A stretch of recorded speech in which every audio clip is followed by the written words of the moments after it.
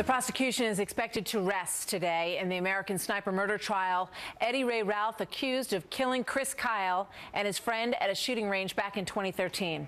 And yesterday, the jurors watched a videotaped confession from Ralph. On the tape, he admits to the two murders and he apologizes, and then he goes off on some rambling tangents on the tape. At one point, the officer who's interrogating him, and it goes on for about an hour, says, quote, "You know what you did today is wrong, right?"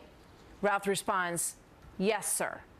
But then adds, "Would it have been all right if I had stayed?" Meaning, had he not left the scene? Joining me, criminal defense attorneys Brian Silber and Amanda Manukian. Good to have you both here. You know, when you look at those words, Amanda, let me start with you. They seem very damning because it's obvious that he knew what he was doing and that he knew that it was wrong.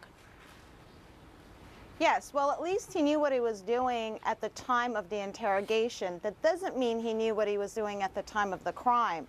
And I think that's where the confusion is. The question is whether he knew what he was doing was wrong when he shot these victims and whether or not he had the impulse to resist the crime.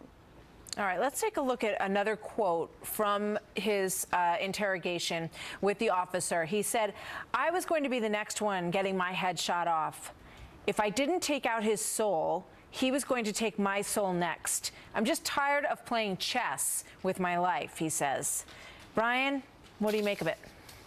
You know, if I was the prosecutor trying this case, I'd have concerns because a statement like that shows that this guy had an insanity issue potentially at the time he committed the crime. And our other guess is 100% correct. You know, in law as in life, timing is everything. And just because a guy who maybe has a schizophrenic problem or a mental health issue was lucid many hours later, it doesn't mean at the time of the crime he was lucid, and that is the ultimate question. Yeah. And by the way, that's the issue with schizophrenia. People go in and out of lucidity knowing one moment what's going on and not knowing a moment later.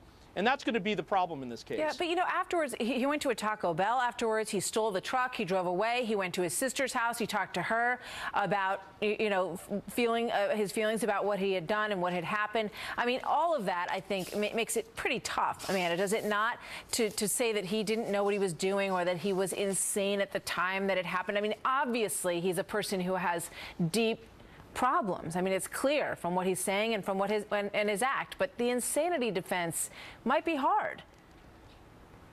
Actually, I don't think so. I think if there is an insanity defense, this is the case.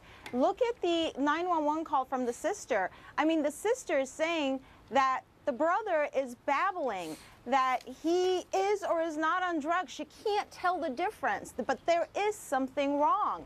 If you look at the statement, "I had to take a soul to save my soul," what does that say? That's not a person that's lucid. Yeah. That's not someone I gotta say, that respectfully, I disagree with reality. That. Quickly, Brian. One last I was going to say, you know, this is not a textbook case. You have a guy who shortly after the homicide basically admitting that he knew what he did was wrong. Right. That is not good. That's very bad, and that's going to be very challenging for the defense. All right, we got to leave it there. But the point is, this is not a clean case for the prosecution either. Amanda and Brian, thank you very much. Everybody's watching this case very closely. We'll see what the jury thinks. That's what it's going to come down to. Thanks very much.